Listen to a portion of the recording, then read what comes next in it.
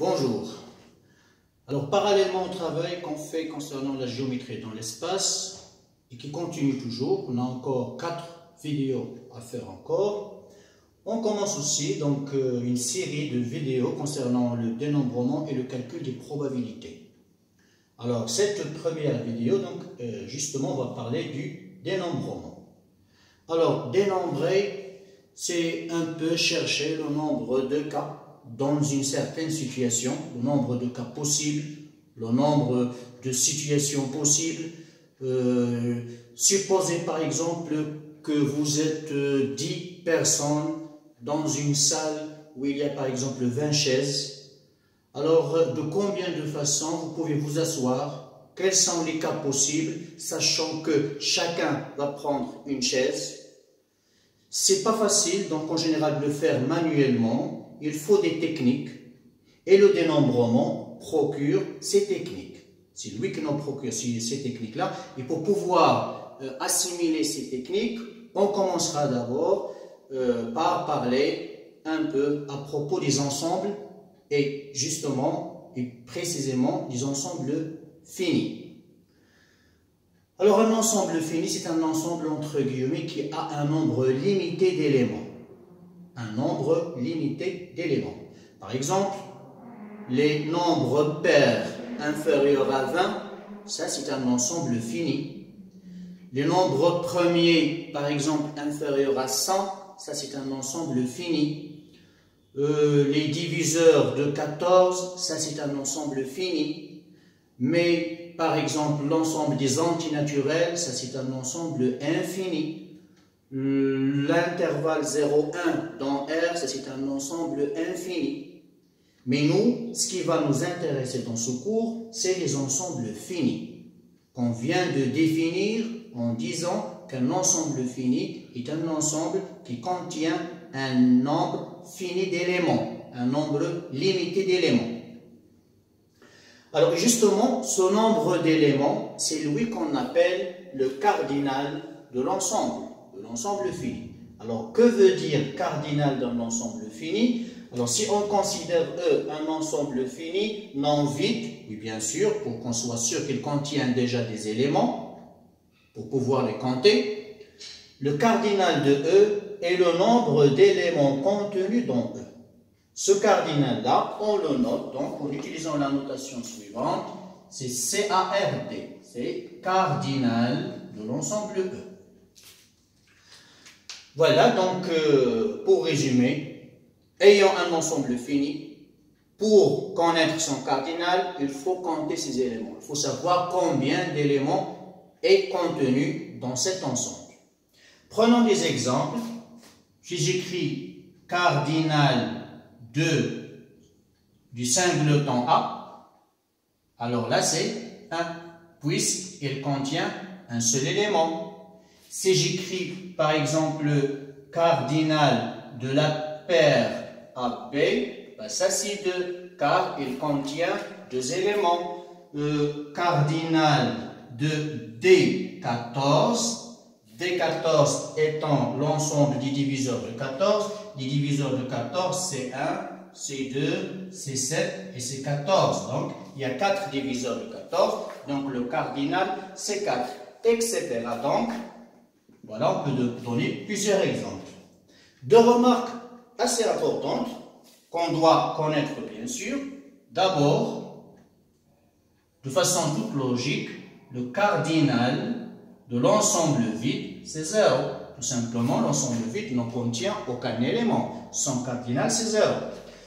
Et aussi, ayant un ensemble A inclus dans un autre ensemble B. Alors, si je considère par exemple un ensemble A, ayant un certain ensemble, voilà je vais dire un grand ensemble B qui contient un certain nombre d'éléments, déjà je peux compter 1, 2, 3, 4, 5, 6, 7, 8, 9, alors je vais l'écrire, cardinal de B c'est 9.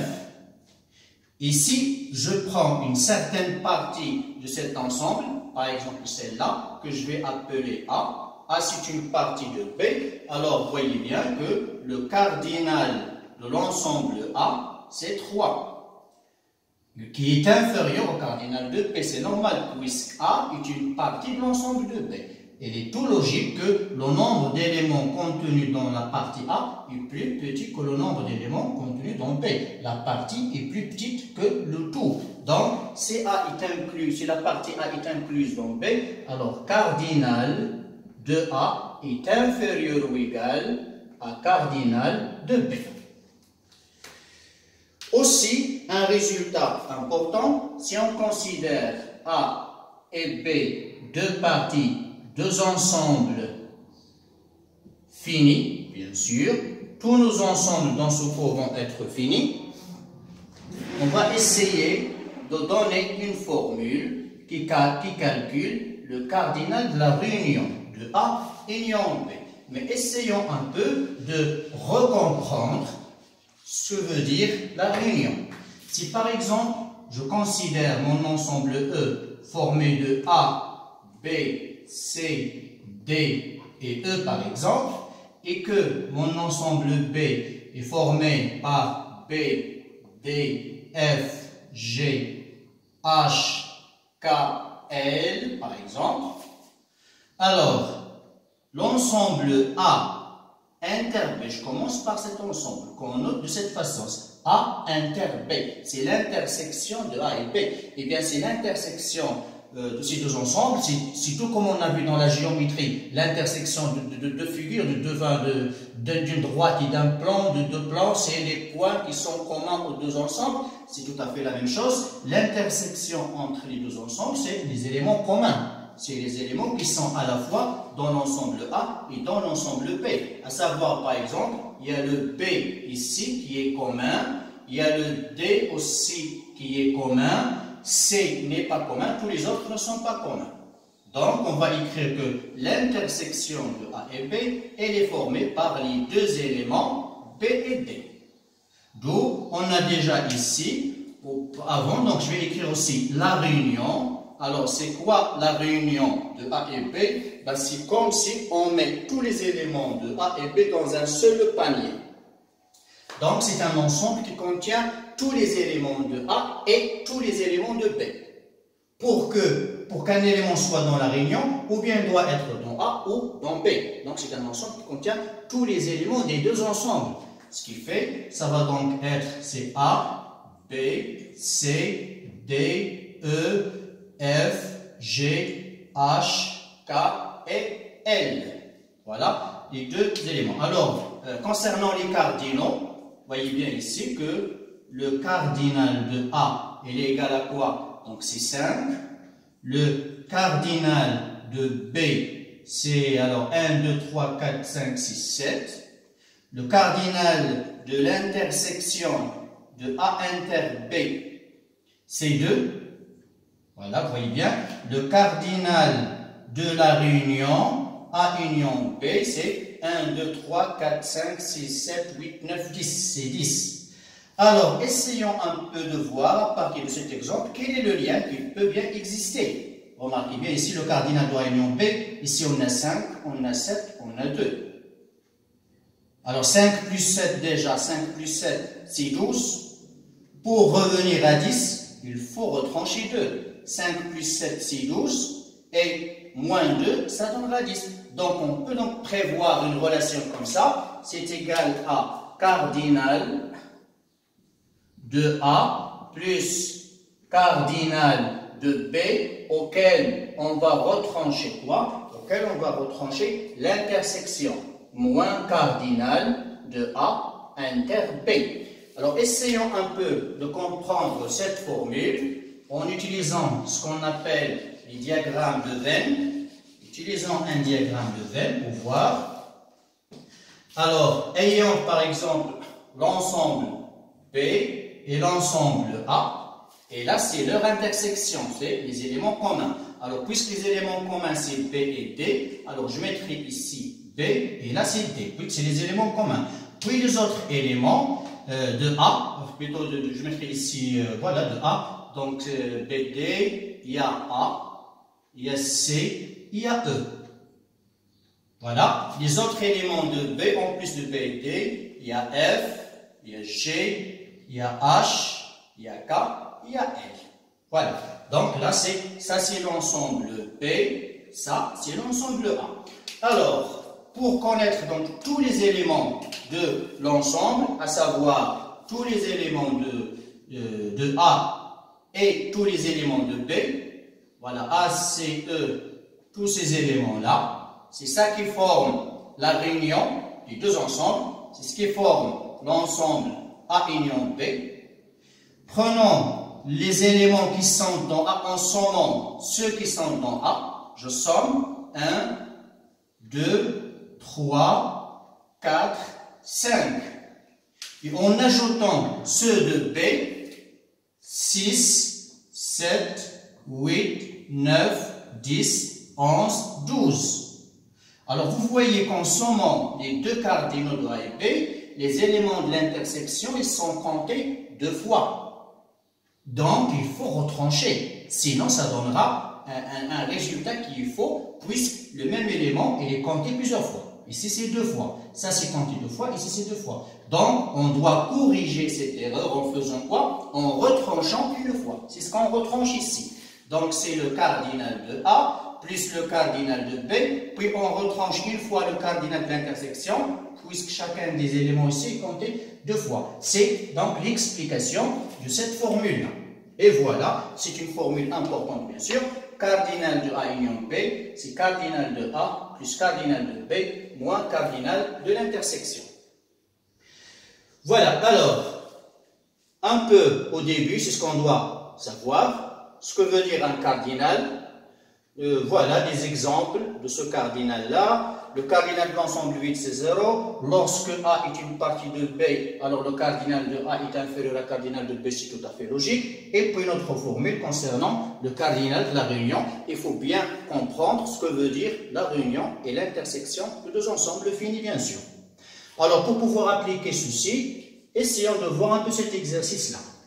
Alors, lors d'un sondage chez 100 ouvriers dans une usine, concernant la lecture des deux revues A et B, on a eu les résultats suivants. 78 parmi les ouvriers lisent la revue A. 52 parmi les ouvriers lisent la revue B.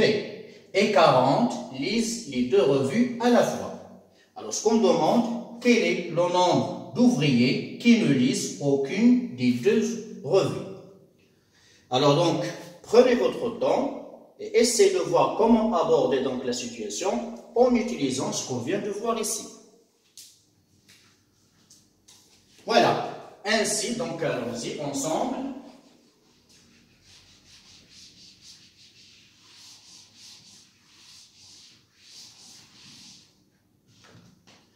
Bien, alors, 100 ouvriers, le sondage est fait chez 100 ouvriers. Ces 100 ouvriers vont former notre grand ensemble qu'on appellera E. Alors, E, c'est l'ensemble formé par les 100 ouvriers concernés par le sondage. Voilà. On va départager cet ensemble en deux ensembles grand A et grand B. Alors, vous allez être d'accord qu'on ne peut pas départager de la façon suivante. Si ça, c'est l'ensemble E, on ne peut pas mettre ici un ensemble A et là un ensemble B. Tout simplement parce que les deux ensembles, nos deux ensembles ici, ont une intersection. Il doit y avoir une partie bien évidente qui doit être à la fois dans A et dans B. L'intersection, elle est formée par ces 40 ouvriers-là, qui lisent à la fois la revue A et la revue B. Donc, on doit schématiser d'une façon à mettre en relief cette intersection. Donc, ce qui va nous mener à faire la chose suivante, un premier grand ensemble, ça c'est le grand A, les 78 qui lisent la revue A. Alors là, je vais l'appeler ici l'ensemble A. Puis un deuxième ensemble, le grand B, ayant une intersection avec le premier. Ça, c'est l'ensemble B, ayant l'intersection. Et là, c'est A inter B. C'est la partie qui est à la fois dans A et dans B. Donc, pour que ce soit plus clair, là, donc, c'est notre ensemble A. Voilà. Et là, c'est notre ensemble B. Voilà. Et bien sûr, là, c'est l'intersection. Donc ici, c'est l'intersection des deux ensembles, à la fois dans A et dans B. Alors, ce qu'on demande ici, c'est de déterminer le nombre d'ouvriers qui ne lisent aucune des deux revues. Ils sont où ces ouvriers-là qui ne lisent aucune des deux revues? Ils ne sont pas dans A, bien sûr, puisqu'ils ne lisent pas A. Ils ne sont pas dans B, donc c'est cette zone-là. On cherche le nombre d'éléments contenus dans cette zone, qui ne sont ni dans B, ni dans A, donc ils ne sont pas dans tout cet ensemble-là. Ils ne sont pas dans tout cet ensemble que je vais essayer de hachurer là. Voilà, tout cet ensemble-là. Alors, c'est quoi cet ensemble-là? C'est, comme vous allez être d'accord, c'est la réunion de A et B. Là, c'est B et là, c'est A. Donc, c'est la réunion de A et B. Alors, pour pouvoir calculer le nombre d'éléments contenus ici, on doit d'abord savoir le nombre d'éléments contenus dans cet ensemble. Et cet ensemble n'est autre que la réunion de A et B. Donc, comment calculer le cardinal de A union B? Donc, c'est ce qu'on doit arriver à faire.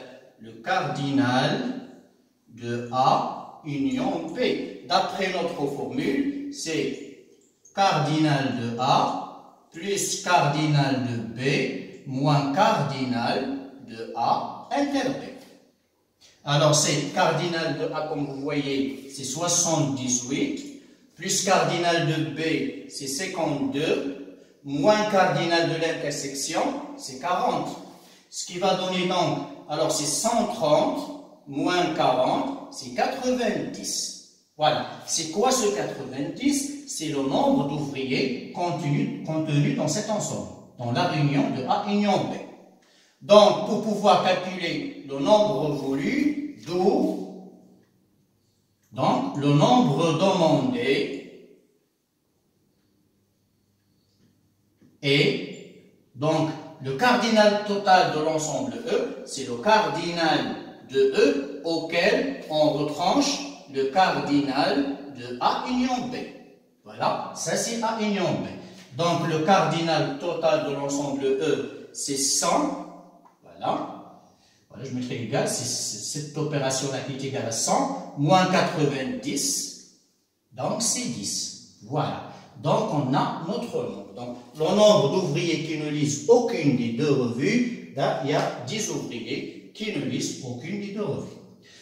Donc voilà pour cette première capsule concernant le dénombrement et bien sûr, la prochaine vidéo, donc on va parler un peu des techniques qui utilisent le dénombrement pour pouvoir trouver le nombre de cas possibles dans une certaine situation.